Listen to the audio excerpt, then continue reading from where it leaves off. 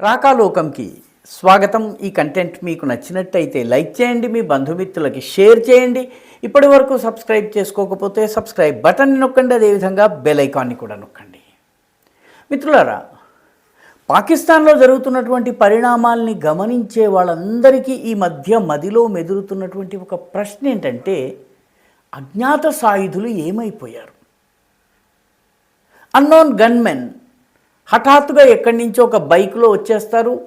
ఎవరో ఒక టార్గెటెడ్ వ్యక్తిని గుర్తించి హతమార్చి 4-5 బుల్లెట్లు శరీరంలోకి పంప్ చేసి మాయమైపోతారు. చనిపోయిన వ్యక్తి పాకిస్తాన్కి బాగా కావలసిన వాడు, ఐఎస్ఐకి ఇంకా కావలసిన వాడు. ఉగ్రవాద సంస్థలు, భారత వ్యతిరేక ఉగ్రవాద సంస్థలతో సన్నిహిత సంబంధాలు కలిగిన వాడు. చాలా సందర్భాల్లో ఆ ఉగ్రవాద సంస్థలోని కీలక సభ్యుడు. భారతదేశానికి ఎనలేని కీడు చేసి విధ్వంసం సృష్టించి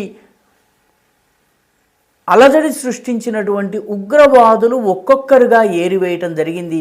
ఈ అన్నోన్ గన్ ఎవరు, ఏ దేశానికి చెందిన వాళ్ళో, ఎవరు పంపించారో తెలియదు, కానీ వీళ్ళు తమ పని తాము చేసుకుంటూ పోయేవాళ్ళు. గత కొంతకాలంగా వీళ్ళ గురించినటువంటి వార్తలు వినిపించటం లేదు.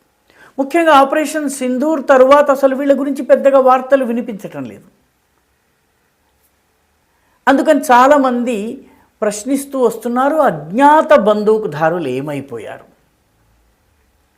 మిత్రులారా, వాళ్ళు వాళ్ళ పనిని చాలా నిశ్శబ్దంగా చడి చప్పుడు కాకుండా కొనసాగిస్తున్నారు. గత 1-2 నెలల్లో పాకిస్తాన్లో 5 భారత వ్యతిరేక ఉగ్రవాదులు, ఐఎస్ఐ హ్యాండ్లర్స్ హతమయ్యారు.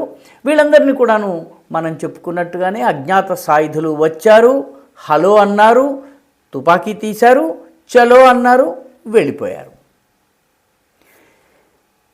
అయితే వీటిని పాకిస్తాన్ వార్తలుగా రాకుండా చాలా జాగ్రత్త పడుతోంది. కొన్ని సందర్భాల్లో అసలు పత్రికల్లో వార్తలు రావడం లేదు. కొన్ని సందర్భాల్లో వీటికి సంబంధించినటువంటి సమాచారం సోషల్ మీడియాలో కూడా రాకుండా ప్రయత్నం చేస్తున్నారు. ఉదాహరణకి పెషావర్లో ఐఎస్ఐకి సంబంధించిన ఒక కీలకమైన హ్యాండ్లర్, అతని కోడ్ నేమ్ షాహీన్. ఇవన్నీ ఏకంగా లాహోర్ దగ్గర నుంచి, బహావల్పూర్ దగ్గర నుంచి భారతదేశం దాడి చేస్తుందన్న భయంతో పెషావర్కి తీసుకువెళ్ళారంటే చాలా దూరం తీసుకువెళ్ళారు. ఖైబర్ పఖ్తూన్వాలో పెషావర్ ఉంటుంది, అక్కడికి తీసుకెళ్లారు. అక్కడ కూడా మోటార్ సైకిల్, హెల్మెట్ దారులు, 2 బందూకుదారులు, ఒకరు బండిని ఆన్లో ఉంచారు, ఇంకొకరు పేల్చారు, వెళ్ళిపోయారు. ఈ షాహీన్ గారు 72 ఊర్ల దగ్గరికి వెళ్ళిపోయారు.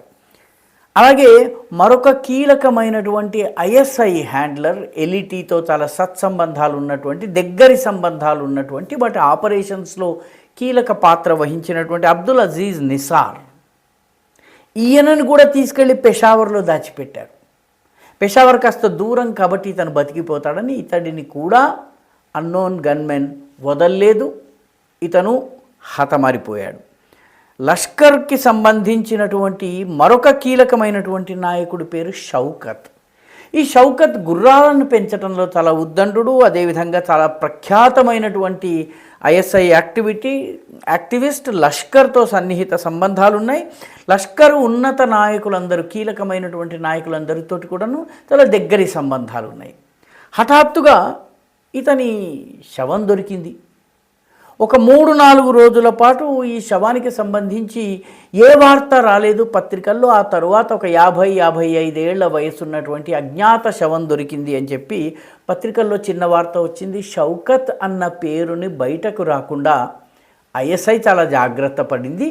అయితే ఇంటర్నల్గా ఉన్నటువంటి రకరకాల పాకిస్తాన్ గురించి దృష్టి పెట్టి చదివేటట్టు అధ్యయనం చేసేవాళ్ళు, పాకిస్తాన్లోనే ఉన్నటువంటి వాళ్ళు అందిస్తున్న సమాచారం ప్రకారం ఈ షౌకత్ కూడా హతమార్చాడు.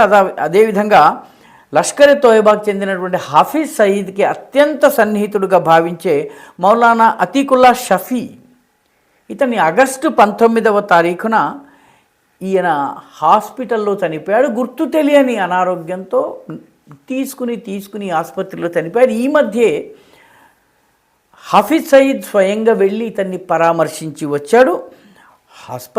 ఆసుపత్రిలో కలిసి వచ్చాడు. ఆ తర్వాత ఇతను చనిపోయాడు. అయితే ఇతని పైన విషప్రయోగం జరిగిందా అన్నటువంటి అనుమానాలు ఉన్నాయి. పాకిస్తాన్లో అయితే ఇతను సహజ కారణాల వల్ల వృద్ధాప్యం వల్ల చనిపోయాడు అన్నటువంటి వార్త మాత్రమే వచ్చింది. అయితే ఈ రకమైనటువంటి 3-4 దాడులు జరుగుతున్నాయి. అయితే పనిలో పనిగా పాకిస్తానీ ఐఎస్ఐ కొందరు అఫ్ఘాన్ తాలిబాన్లను కూడా హతమార్చేటటువంటి ప్రయత్నం చేస్తోంది. ఎందుకంటే అన్నోన్ గన్మెన్ ఖాతాలోకి వెళ్ళిపోతుందని ముఫ్తీ హైబతుల్లా హక్కానీ అని చెప్పి ఈయన ఆఫ్ఘనిస్తాన్కి బాగా దగ్గరగా ఉన్నటువంటి వ్యక్తి. ఈయనను పాకిస్తాన్కి చెందినటువంటి ఐఎస్ఐ చంపేసింది. ఎవరు చంపారంటే అజ్ఞాత బందూకుదారులు చంపేశారు. అదేవిధంగా సింధులో కూడాను ఒక రా ఏజెంట్ దొరికాడు అని చెప్తున్నారు. ఇతను లష్కర్ తోయబా నాయకుడైనటువంటి రజావుల్లా నిజామీ హత్యలో కీలక పాత్రధారి అని చెప్పి పాకిస్తాన్ చెప్తోంది. అంటే మొత్తం మీద పాకిస్తాన్లో అజ్ఞాత బందూకుదారుల యాక్టివిటీ కొనసాగుతూనే ఉంది. పాకిస్తాన్ ఆ వార్తల్ని రానివ్వటం లేదు. రెండవది, పనిలో పనిగా పాకిస్తాన్ భారతదేశానికి అనుకూలంగా ఉన్నటువంటి తాలిబాన్ నాయకులని, పాకిస్తాన్లో ఉన్నటువంటి తాలిబాన్ నాయకులను కూడా హతమార్చే పనిని చేసి ఈ అజ్ఞాత సాయుధుల ఖాతాలో వేసే ప్రయత్నం చేస్తోంది. కానీ దానికి లాభం ఒకటే అయితే నష్టం 4 ఈ తరహాగా ఉంది. రా ఏజెంట్ పేరు మీద స్థానికంగా ఉన్నటువంటి వ్యక్తులను, ముఖ్యంగా కిరాయి గుండాలను చూపించి వీళ్ళని రా ఏజెంట్స్గా చూపించి విషయాన్ని పక్కదో పట్టించే ప్రయత్నం చేస్తోంది. ఏదేమైనప్పటికీ కూడాను పాకిస్తాన్లో అన్నోన్ గన్మెన్ తమ పనిని తాము చేసుకుంటూ పోతున్నారు. ఈ వీడియో మీకు నచ్చినట్టయితే లైక్ చేయండి, షేర్ చేయండి, ఈ ఛానల్కు సబ్స్క్రైబ్ చేయండి. మీ అభిప్రాయాన్ని కమెంట్ల రూపంలో తప్పనిసరిగా పంపించండి.